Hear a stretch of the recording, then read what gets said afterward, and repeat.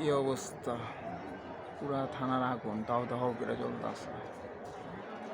এখন বাজে কয়টা? সন্ধ্যা 7টা। এখনো কুর্তা আছে, বোমও মারতেছে। থানা পুরা দিছে, তারপরেও পুলিশরা থামে নাই। পুলিশ মতন বোম মারতেই আছে। কি কালা দেবো, এমন হলে কেমন হবে দেশের পরিস্থিতি? মানুষজন একটাবার চিন্তা করে, সবাই সবার মতন খালি নিজেরটা দেখতেছে। সাধারণ পাবলিকের কি হবে? পুলিশরা পুলিশের মতন আসছিল, পুলিশদের কেন এইভাবে আক্রমণ করতেছে মানুষজন? শুধু শুধু পুলিশের সাথে আক্রমণাত্মক হচ্ছে। আর এইমাত্র পাওয়া গেছে 4জন মানুষ মারা গেছে এখন পর্যন্ত খিলগাঁও থানার সামনে। পুরো এলাকা আগুনে লুটলুটে উৎপাত,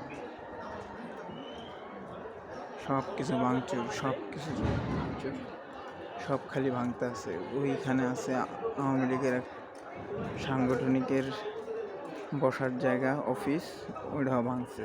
ভাঙা সব খুলি লুট করছে। আর থানা তো দাও দাও করে জ্বলতেছে আগুন, তারপরেও বোম মারতেছে। পুলিশরা থামে নাই। থানার নিচতলায় আগুন ধরাইছে, সব পুলিশরা ছাদে অবস্থান করতেছে নিজেদের বাঁচানোর জন্য। তারাও ভুল করছে, স্যারেন্ডার করছে, তো সাথে সাথে চলে যেতি তারা। কেন তারা আবার থানায় ঢুকলি? তাদেরকে সবাই বাইর করে দিচ্ছিল, বলছিল বাইরে যেতে। কি লেগে তোরা আবার থানায় ঢুকছিস? জীবনের মায়া নাই?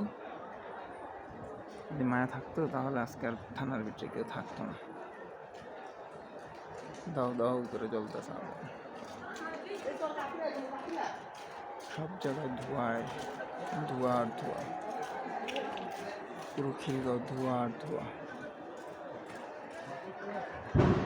এই যে এখনো বোম মারতেছে পুলিশরা, নিজেদের বাঁচানোর জন্য আপ্রাণ চেষ্টা করতেছে।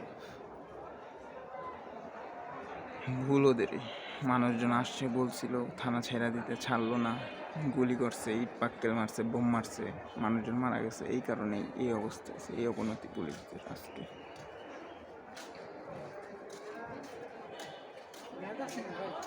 হ্যাঁ হ্যাঁ হ্যাঁ।